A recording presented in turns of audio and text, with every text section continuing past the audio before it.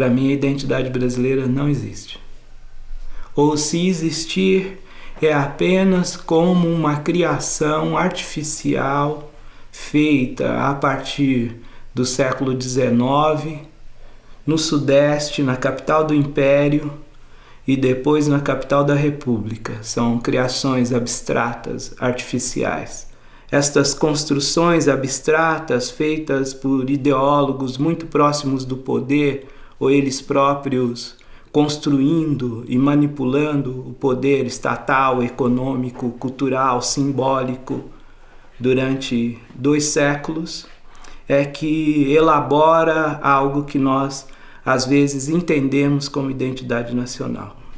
Estado nacional, identidade nacional e território só tem sentido em função de uma exploração sistemática de populações confinadas no espaço geográfico em função dos interesses das elites. Nós vamos partilhar a identidade quando? Em que lugar? Durante o Carnaval? Em Salvador? Onde as fotografias aéreas mostram os negros do lado de fora e os brancos dentro das cordas. Todas as outras comunidades étnicas ou nacionais transformadas em comunidades étnicas têm o seu lugar no encaixe. Mas os africanos do passado, do final do 19, e os africanos do presente, não. Que categoria eles? Aonde eles entram? Eles são imigrantes? Eles são refugiados? Eles são degredados? Eles são o quê? Talvez, efetivamente, se há alguma troca entre esses vários componentes étnicos que vieram a formar essa sociedade, talvez essa troca tenha ocorrido em alguns momentos e em alguns lugares da criatividade. Talvez a música possa ser o lugar onde as classes subalternas encontraram algum refúgio. E talvez uma figura como a Adoniran Barbosa seja um ícone dessa possibilidade de troca cultural, onde elementos de uma cultura italiana do início do século XX e de uma cultura africana residual mais forte se encontraram na sua musicalidade. Aquela musicalidade que ele começa a produzir nos anos 30, 40, até os 50, só é possível porque a presença cultural negra na cidade de São Paulo e no entorno ainda era muito forte. Na minha percepção, é necessário recuperar as experiências coletivas dos intelectuais negros, das comunidades negras urbanas e que passam, inclusive, pela criação ou recriação dessas linguagens artísticas, entre elas o teatro. Se há um mérito no Abdias, se há um mérito efetivo e ele ele foi um cara que agregou muito, mas silenciou bastante sobre essas experiências coletivas para projetar a sua própria imagem de um homem negro vencedor. O Genocídio do Negro Brasileiro, que é o texto dele dos anos 70, e a sua performance no Festival de Artes e Cultura Negras em 1977 na Nigéria, em pleno regime militar, é uma coisa impressionante. Ele fez parte, ele ajudou, ele cedeu lugar, ele cedeu tecnologia, influenciou para o surgimento da primeira associação de trabalhadoras informais brasileiras nos anos 40 e 50. Associação de domésticas, todas elas negras. E muitas delas foram participar do Teatro Experimental do Negro, onde o Abdias era uma figura importante, mas as pessoas mais importantes que haviam lá eram essas atrizes negras, entre elas a Léa Garcia e a Ruth de Souza, mas também um intelectual negro que desapareceu da nossa memória, que é o Guerreiro Ramos. Guerreiro Ramos é o cara que introduziu a técnica do psicodrama. O que foi a técnica do psicodrama? Os negros, para conseguir incorporar elementos das técnicas teatrais, precisavam passar por uma formação que era externar o seu sentimento de frustração, a sua revolta, os seus fantasmas advindos da opressão racial. E o Guerreiro Ramos criou essa técnica, ele elaborou essa técnica.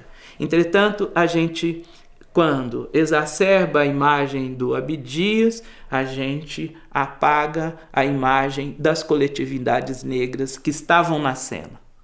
Uma coisa é a Zezé Mota antes do contrato com Gerson Conrad, e outra coisa é a Zezé Mota do filme. Uma atriz negra muito boa, uma cantora excelente, fez, enfim, Quilombo, e foi colocada num lugar que os cineastas da elite branca acham que é adequado aos negros. Entretanto, a sua trajetória foi até os anos 80, no qual ela vai contracenar com Marcos Paulo, e a TV brasileira projeta para o público brasileiro um beijo romântico entre uma mulher negra e um homem branco. Naquele momento, a reação do público, da opinião pública racista, a jogou no seu devido lugar, no seu lugar de mulher negra. E ela passou anos tentando se recuperar de uma depressão oriunda dessa execração pública em função de um beijo, ou de um primeiro beijo, entre uma artista negra e um artista branco na televisão brasileira. Como a imagem da terra da integração racial conviveu, num dado momento, com o encontro romanceado, afetivo, entre uma mulher negra e um homem branco.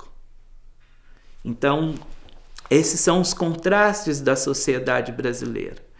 No século XIX, surgiram as primeiras caricaturas de negros transformadas em espetáculos públicos, que são os cara-pretas. E esses caras pretas, eles se perpetuam na história do entretenimento. Ele entrou no cinema, ele saiu do teatro, ele entrou no cinema, e do cinema ele chegou até a televisão. O que os blackfaces, a permanência dos blackfaces na TV brasileira nos comunicam? Eles nos comunicam que ainda hoje é muito difícil penetrar na desconstrução desses elementos simbólicos do racismo antinegro. Que, na verdade, ainda há uma norma, há um padrão, há uma aceitação social do distrato, da degradação, da depreciação da imagem dos descendentes de africanos, que é socialmente aceita com uma naturalidade absurda. De outro lado, Cidade de Deus e tudo isso, há uma recorrência, né? Uma maneira de apresentar os negros como exóticos. Involuntariamente, o Paulo Lins, que é um ótimo escritor, escreveu, produziu e publicou esse texto excepcional, que é uma perspectiva de dentro de uma comunidade negra segregada, né? Ultra segregada, mas que a mídia assimila como exotismo, e como exotismo vende para o estrangeiro. Não é muito diferente do que fazia Rugendas e Debré.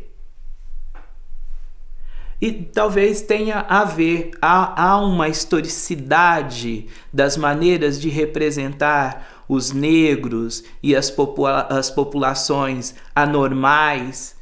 E isso serve como catálogo de gravuras, serve como filme e serve como qualquer outro material que pode ser comercializado no mercado mundial.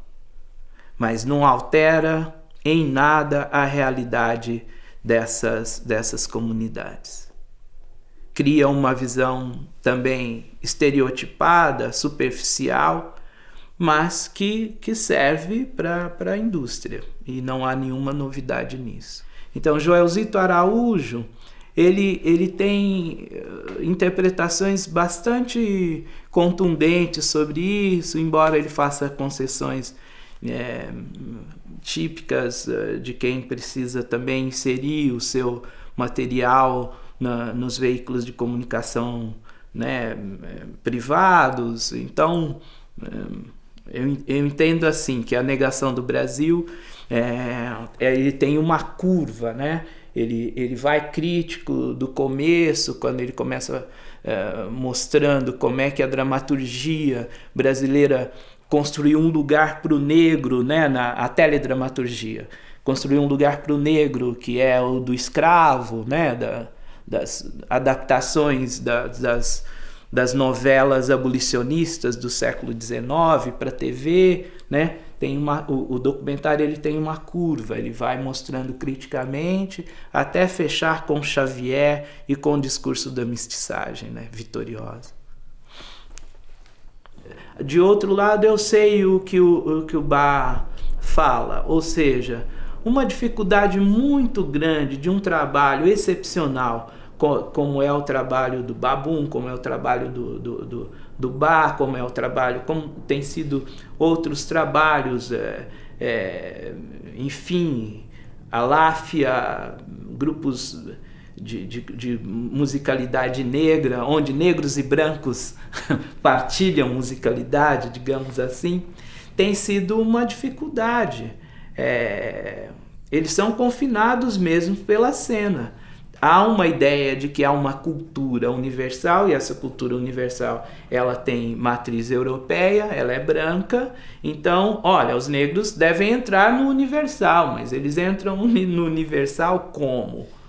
Qual é o lugar dos negros para o universal, se o universal, como foi concebido, ele é eurocêntrico, ele é europeu e ele é branco? Então, hoje nós vamos fazer uma exposição de arte de influência negra. Aí lá vem os caras buscar lá nos modernistas europeus, quando eles incorporaram estéticas de máscara africana. Ao invés de ir aos artistas negros contemporâneos, lá vem essa ideia de que tudo começa e termina na Europa. Então é terrível, e isso é frequente. Nós temos festivais de música erudita, nós temos instituições de preservação da música erudita, nós temos instituições de preservação de patrimônios e materiais construídos a partir de estéticas plásticas, cinematográficas, musicais, teatrais, corporais, sempre remetidas à Europa. A nossa luta é uma luta para a reformulação do conceito de arte, para uma reformulação, e uma reformulação contra o exclusivo branco, contra a exclusividade colonial ou neocolonial, já que a colonização agora é operada a partir de dentro. Ou, se não agora, pelo menos a partir de 1824, a colonização é operada a partir de dentro.